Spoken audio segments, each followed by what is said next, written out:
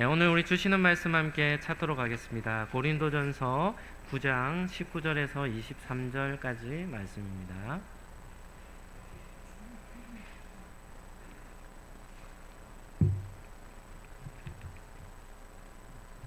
네, 고린도전서 9장 19절에서 23절입니다. 우리 한 절씩 교독하도록 하겠습니다. 내가 모든 사람에게서 자유로우나 스스로 모든 사람에게 종이 된 것은 더 많은 사람을 얻고자 함이라.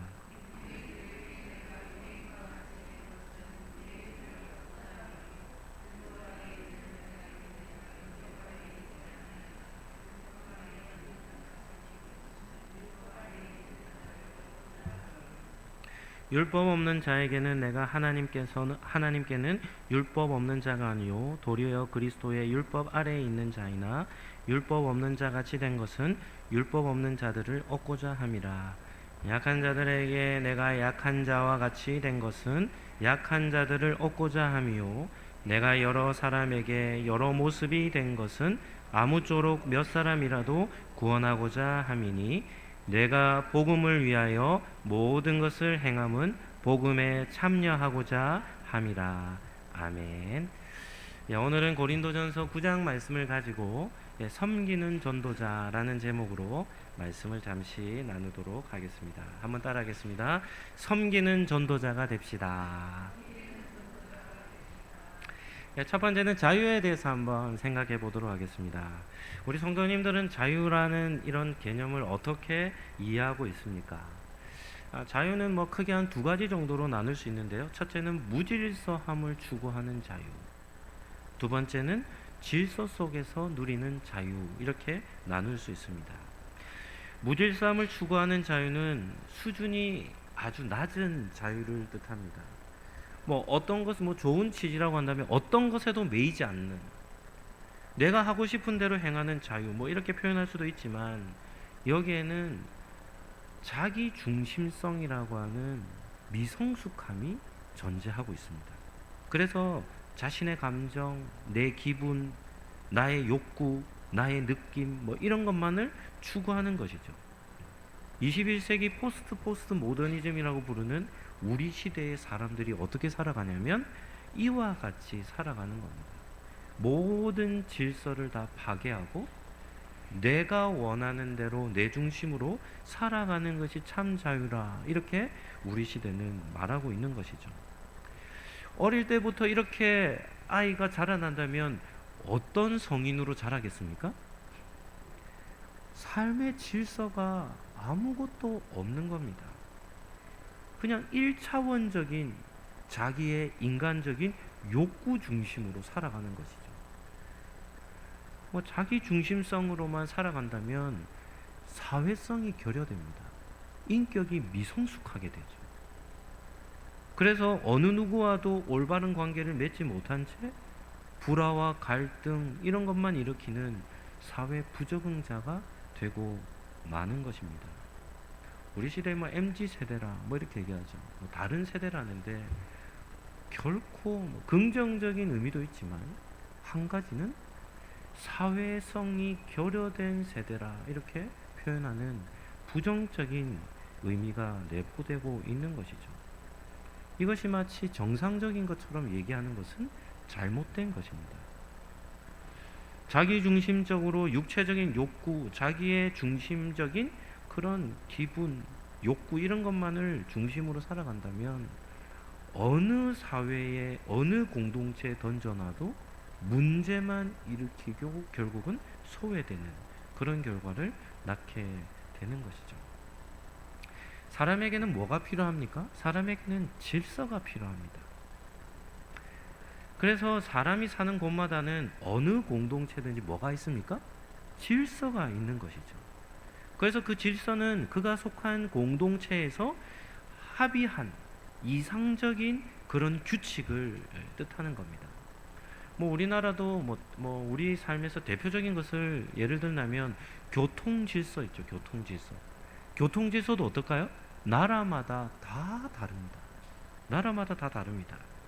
선진국들은 도로 사정이 좋지 못하다 하더라도 교통 질서를 잘 지키죠.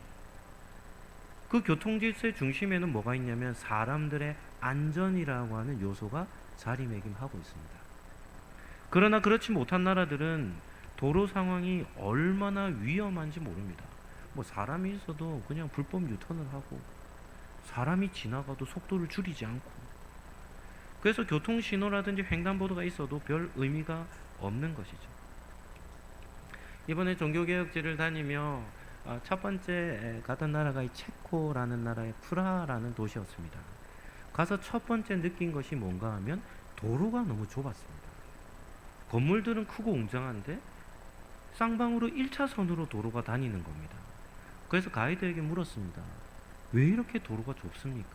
그렇게 물었더니 이 체코라는 프라하라는 도시 안에는 세계 이 유네스코죠. 유네스코 세계 유산으로 등재되어진 지역들이 있대요. 그래서 그 지역은 개발할 수 없답니다. 그러니까 고대에 다녔던 그 좁은 길을 지금도 그대로 사용하고 있는 것이죠. 그래서 그런 좁은 길에 차들이 많이 다니니까 교통체증이 발생하는 것을 보았습니다. 그러다 보니까 이 프라하라는 도시는 관광버스를 주차할 곳이 없습니다. 주차할 곳이 없을 뿐 아니라 정차할 곳도 없습니다. 그래서 유럽에서 가장 많이 걷는 도시를 프라하라고 얘기하더라고요. 그래서 거기에 보니까 도로가 좁으니까 주차하는 주차난도 있겠죠. 그래서 이 프라하는 불법 주차에 아주 엄격한 불법 주차를 규제한다고 했습니다. 그러면서 가이드가 차 한번 잘못되면 차에 쇠말뚝이 박힌대요. 그러면서 다니면서 버스를 다니면서 가이드가 그러더라고요. 저기 보세요 이러는데 한 차의 뒷바퀴에 쇠말뚝이 박혀 있는 겁니다. 제가 사진을 한 장 찍어 왔습니다. 한번 보여주시겠습니까? 주차 한번 잘못하면 어떡하냐면 바퀴 하나에 쇠말뚝을 박아버리는데, 이렇게 되면 불법 주차 딱지 요금과 더불어 저 쇠말뚝을 제거하는 비용까지도 추가가 되는 거예요. 그래서 이 불법 주차를 하면 벌금이 2배 이상 물게 되는 겁니다. 저 상태에서 차를 한 바퀴라도 굴리게 되면 타이어가 펑크 나는 정도가 아니라 바퀴의 휠까지도 못 쓰게 된다고 합니다. 그래서 이런 불법 주차라든지 이런 이 교통 질서에 대한 룰이 나라마다 다르죠. 저희가 토요일 주일 이렇게 끼어서 이제 성지순례를 다녀오다 보니까 이제 고속도로를 다닐 때 휴게소를 갔더니 주말에는 휴게소들마다 어떤 상태인가 하면 큰 화물차들의 주차장이 되어 있는 겁니다. 왜 이렇게 주말에는 휴게소에 차들이 많습니까? 물었더니 이 큰 짐차들은 토요일 주일에 운행을 할 수 없답니다. 그래서 무조건 어떻게 됩니까? 차를 멈춰 세워야 한다는 겁니다. 그런데 주말에도 만약에 차량들을 운행을 하면 벌금이 부과된다는 겁니다.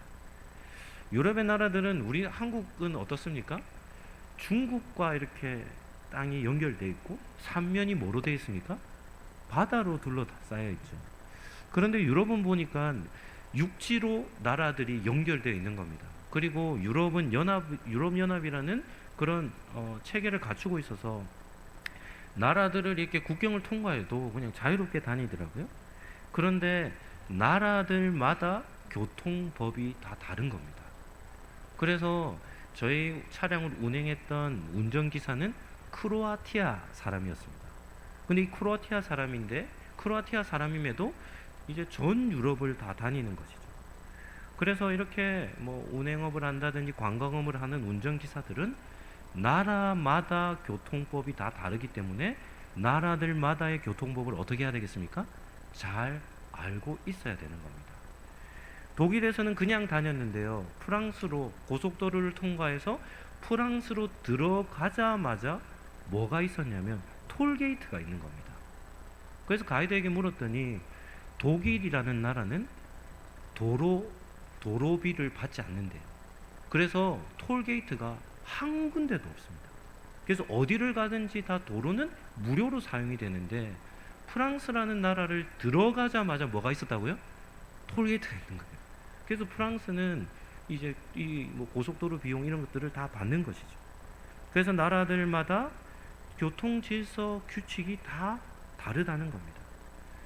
이렇게 질서를 따라 삶을 살아갈 때 어떻게 되냐면 이 운전이라는 이런 것들을 우리가 잘 유지하며 안전하게 삶을 살아갈 수 있는 것이죠. 이 교통 질서는 하나의 예에 불과합니다. 우리가 살아가는 삶의 질서들 가운데 아주 중요한 질서가 있는데 그것이 인간관계의 질서입니다. 우리나라는 동방의 예의지국이라 불리죠. 이 말은 무슨 말입니까?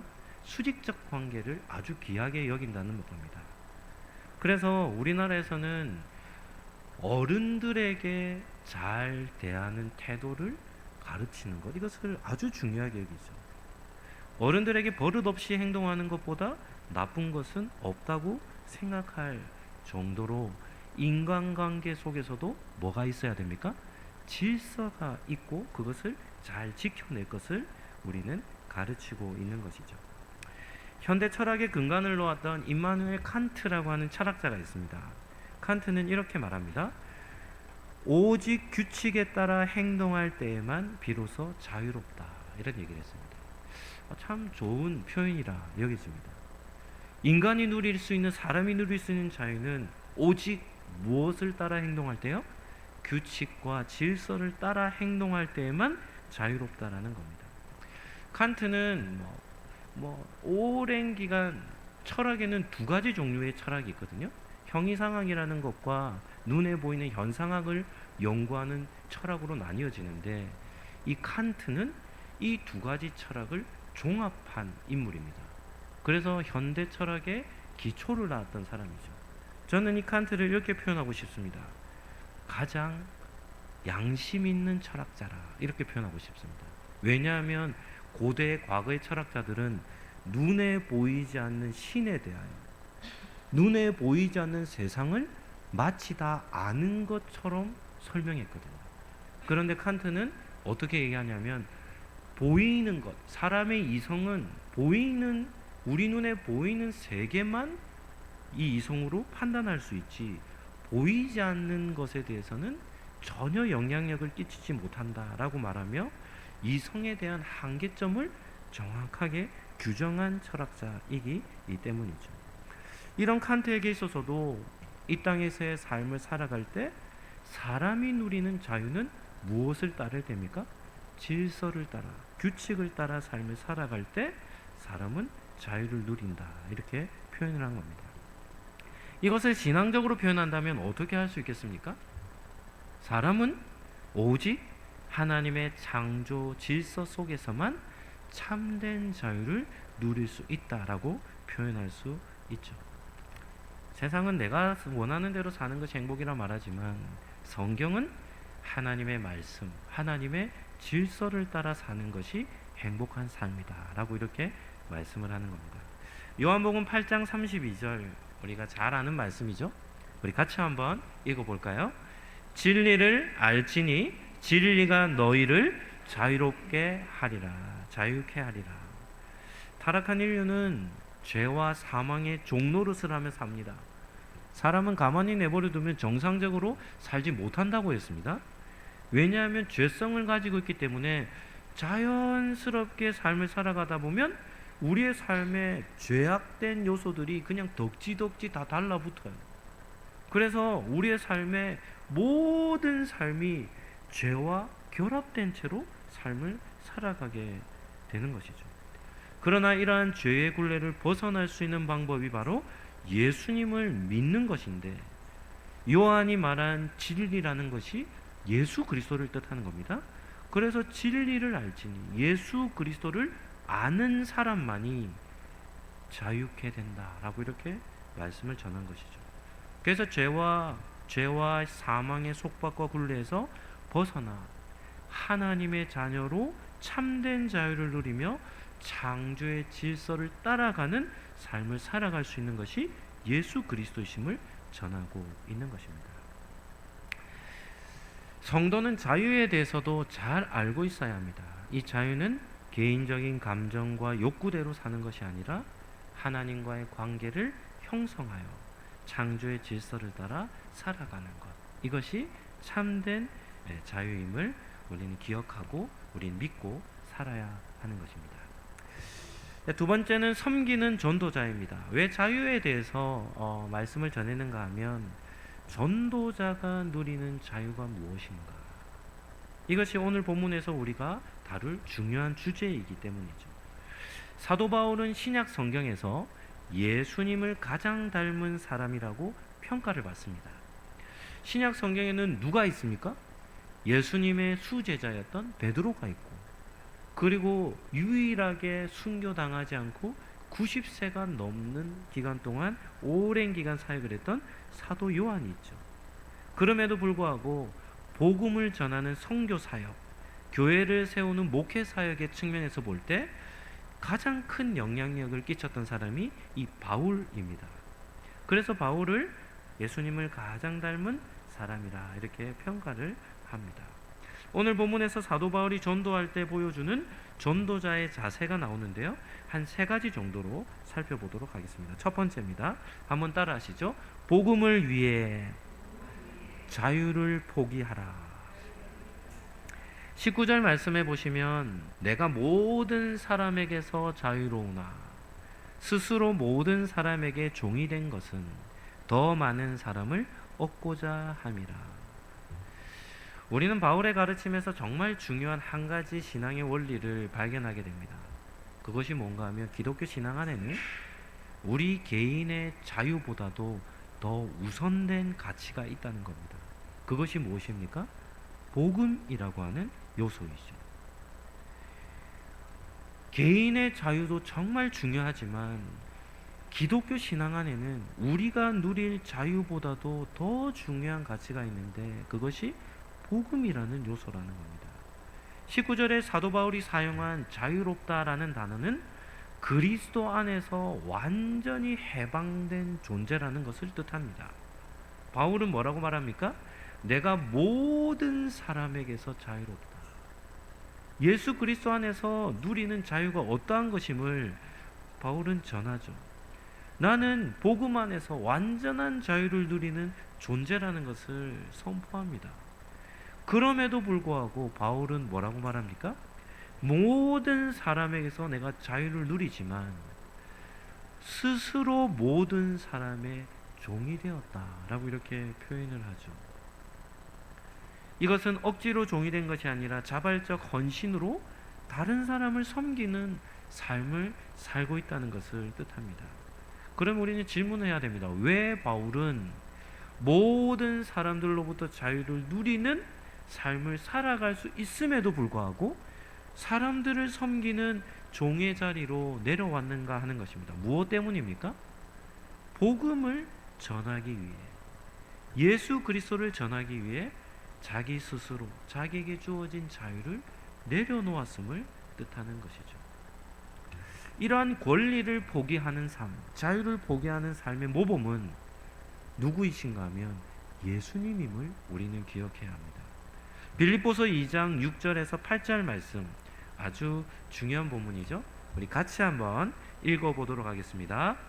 그는 근본 하나님의 본체시나 하나님과 동등됨을 취할 것으로 여기지 아니하시고 오히려 자기를 비워 종의 형체를 가지사 사람들과 같이 되셨고 사람의 모양으로 나타나사 자기를 낮추시고 죽기까지 복종하셨으니 곧 십자가에 죽으심이라. 아멘. 예수님은 누구십니까? 예수님은 성자 하나님입니다. 예수님은 영원전부터 영원에 계셨던 분이시죠. 그리고 우리가 계시록에 보면 하나님, 성부 하나님의 우편에 앉아 계십니다. 하나님 나라의 보좌에 앉아 계시는 예수님은 성자 하나님이십니다. 그런데 그 하늘 영광을 어떻게 하십니까? 스스로 포기하시고 시공간이라고 하는 제한적인 이 세상 가운데 우리와 똑같은 사람의 모습으로 이 땅에 내려오셨습니다. 이것은 무엇을 뜻하는 겁니까?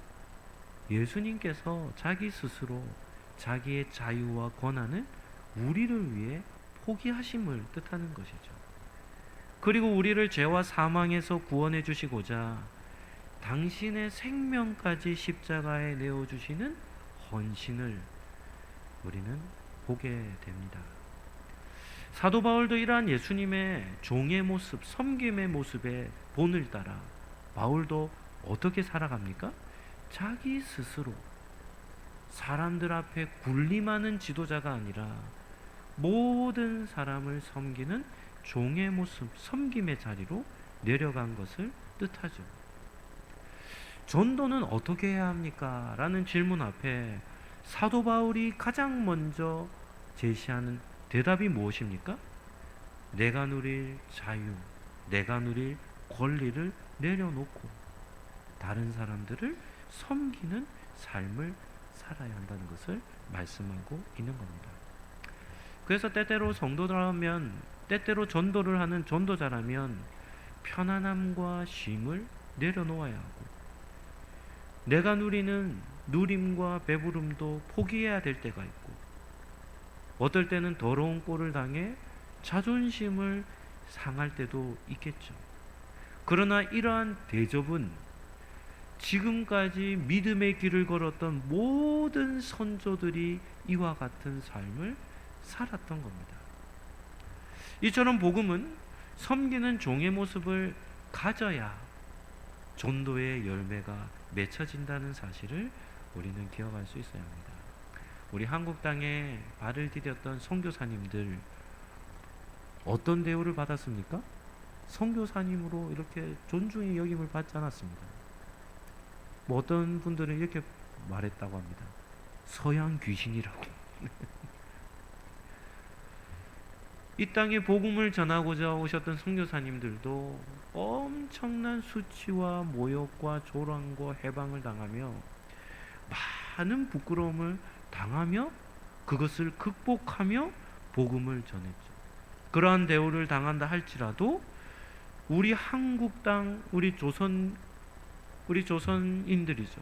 이 조선인들에게 복음을 전하고자 그들을 섬기는 종의 모습으로 복음을 전하여 이 땅에 복음의 씨앗이 뿌려져 지금 한국 땅에 많은 교회들이 세워진 것입니다. 오늘 예배를 드리는 우리 상록교회 성도님들, 우리 전도 기간인데요.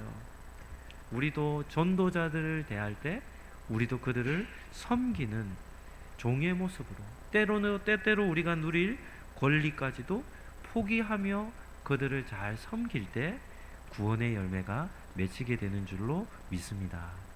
두 번째입니다. 한번 따라 하시죠. 복음을 위해 눈높이를 맞추라. 20절과 21절을 제가 읽어드리겠습니다. 유대인들에게 내가 유대인과 같이 된 것은 유대인들을 얻고자 하며 율법 아래 있는 자들에게는 내가 율법 아래 있지 아니하나 율법 아래 있는 자 같이 된 것은 율법 아래 있는 자들을 어떻게 하기 위함입니까? 얻고자 하며 율법 없는 자에게는 내가 하나님께는 율법 없는 자가 아니요 도리어 그리스도의 율법 아래 있는 자이나 율법 없는 자같이 된 것은 뭐 때문입니까? 율법 없는 자를 얻고자 함이라. 바울의 두 번째 전도 방법은 무엇입니까? 사람을 차별하지 않았습니다. 바울은 유대인이나 율법을 가진 자나 율법이 없는 이방인이나 강한 자나 약한 자나 모든 사람에게 복음을 전하고자 한 것이죠. 그러기 위해서 한 가지 요구된 것이 있는데 그것이 무엇입니까? 눈높이를 맞추어 복음을 전해야 했던 겁니다. 20절에 누구와 같이 되었다라는 표현은 자신을 그 대상에게 맞추는 그 대상과 동일하게 여긴다라는 이런 뜻을 가지고 있죠. 이것은 그들처럼 행동했다는 뜻이 아니라 그들의 삶의 자리로 들어갔다는 것을 뜻합니다. 훌륭한 교사는 어떤 교사입니까? 교사의 입장에서 가르치는 사람이 아니라 어떤 입장에서요? 학생의 눈높이에 맞추어서 가르치는 교사가 탁월한 교사죠. 초등학생이면 눈높이를 어떻게 맞춰야 됩니까? 초등학생에게 맞춰야 하고, 고등학생이면 고등학생, 대학생이면 대학생의 수준에 맞추어서 가르치는 교사가 훌륭한 교사죠. 바울의 전도 방법도 이와 같았습니다. 바울이 유대인에게 복음을 전할 때는 율법을 아는 유대인에게 율법으로 그들에게 복음을 전했고, 성경을 모르는 이방인들에게는 어떻게 전하는 겁니까? 율법 없는 그들의 상황을 살펴 복음을 전했고, 믿음이 연약한 자에게는 그 사람의 수준에 맞추어 복음을 전한 것입니다. 어떤 사람들은 이것을 타협이라고 얘기하지만 이것은 타협이 아닙니다. 눈높이는 어떻게 할 때 맞출 수 있을까요? 그 대상에게 큰 관심과 사랑이 있을 때에만 가능합니다. 그래서 전도 대상자들의 삶을 이해하고 그들의 필요를 알고 그들에게 복음을 전하고자 힘썼던 것이 바울의 전도 방법이었던 것이죠. 우리가 복음을 전할 때도 우리 전도 대상자들이 있죠. 그들의 삶에 우리도 그들의 삶의 눈높이를 맞추어 그들의 삶을 잘 이해하고 공감하며, 그리고 그들의 삶의 필요를 알 때 우리가 전할 예수 그리스도를 우리는 전할 수 있게 되는 줄로 믿습니다. 세 번째입니다. 세 번째는 복음을 위해 헌신하라, 이렇게 말합니다. 23절 말씀 우리 같이 한번 읽어보도록 하겠습니다. 23절입니다. 내가 복음을 위하여 모든 것을 행함은 복음에 참여하고자 함이라. 23절에 복음에 참여한다라는 의미는 어떤 의미가 있겠습니까? 하나님이 행하시고자 하시는 구원의 사역에 동참하는 것을 뜻합니다. 이번 종교개혁 성지순례를 다녀오면서 느낀 것이 하나가 있다면, 하나님의 사역에 쓰임을 받은 것이 얼마나 영광스러운 일인가라는 것을 깨닫게 되었습니다. 종교개혁자들은 최소 500년, 길게는 한 6, 700년 전의 인물들입니다. 그럼에도 불구하고 그들은 지금까지도 상상할 수 없을 정도로 큰 영향력을 행사하고 있음을 보았습니다. 마틴 루터가 종교개혁을 시작하게 된, 불을 지피게 된 계기가 무엇인가 하면 95개조 반박문을 계시한 것으로부터 종교개혁이 시작되었습니다. 이 루터가 성경을 연구하며 신학교에서 성경을 가르치며 제자들과 함께, 그 당시 로마 카톨릭이죠. 이 카톨릭의 교회를 바라보며 성경에 비추어서 카톨릭 교회가 행하는 것을 보니까 문제가 있는 거예요. 그래서 이 루터가 신학교에서 성경을 가르치며 제자들과 함께 현재 카톨릭 교회가 잘못하고 있는 것을 한 가지, 두 가지 적기 시작했는데 몇 가지를 적은 겁니까? 95개의 문제점을 발견한 겁니다.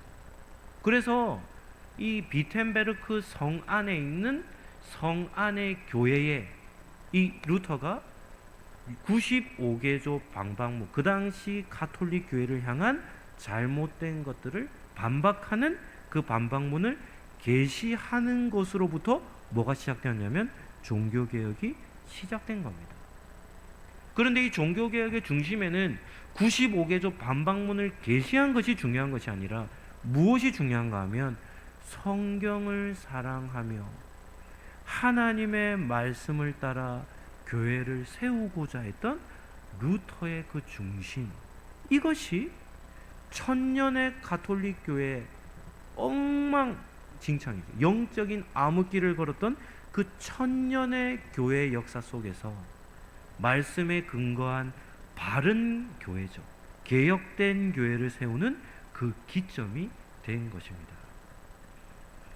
하나님의 말씀을 사랑하는 것이 얼마나 중요한 일인지 모릅니다. 이 마틴 루터라는 한 사람을 통해 하나님은 천년 동안 교회가 어둠 속에 빠져 있었던 교회를 다시금 건져내어 하나님의 말씀 위에 세워진 개혁교회를 세우며 전 세계에 말씀을 사랑하는 교회들을 확산해 나가는 일을 시작하게 하신 것입니다. 우리의 삶에서 가장 영광스러운 것이 무엇입니까? 의리의리한 집을 소유하는 것일까요?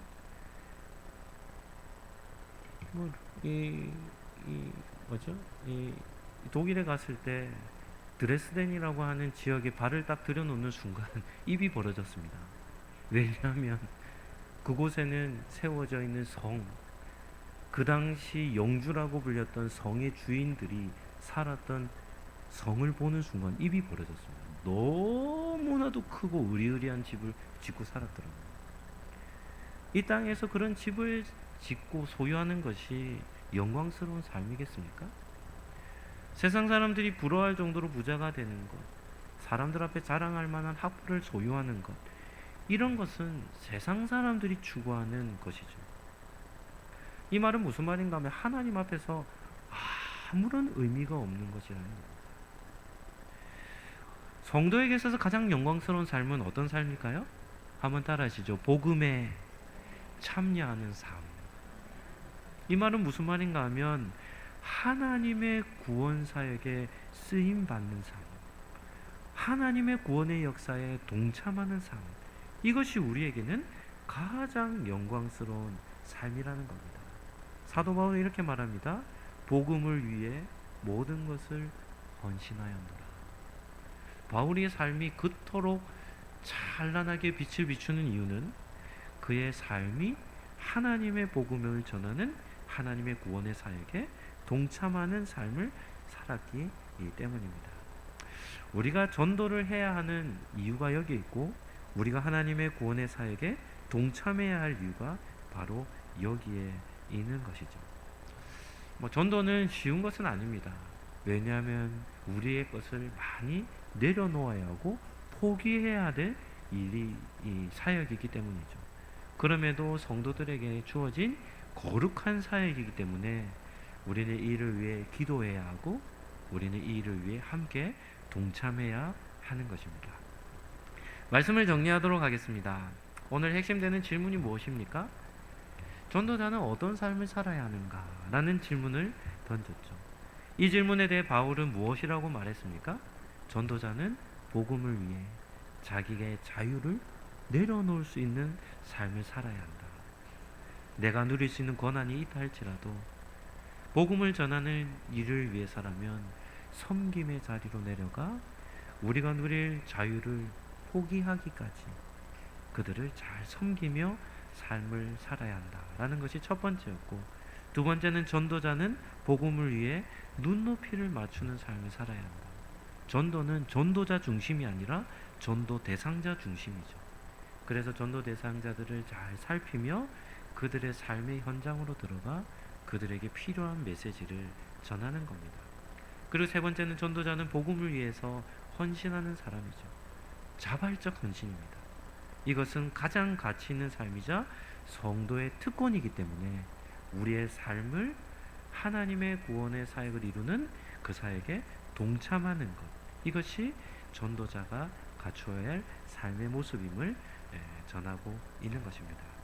행복축제가 2주 정도 남았습니다. 우리 전도 대상자들을 작성하셨는데요, 그들을 위해서 집중적으로 기도하시고 또 그들을 하나님 앞으로 초대하는 그런 귀한 그런 복된 시간이 되시기를 예수님 이름으로 축복합니다. 예수 그리스도의 은혜와 하나님의 사랑과 성령의 교통하심이 하나님의 구원의 사역에 동참하기를 원하는 상록교회 모든 가족들 머리머리 위에 지금부터 영원토록 함께 있을지어다. 아멘.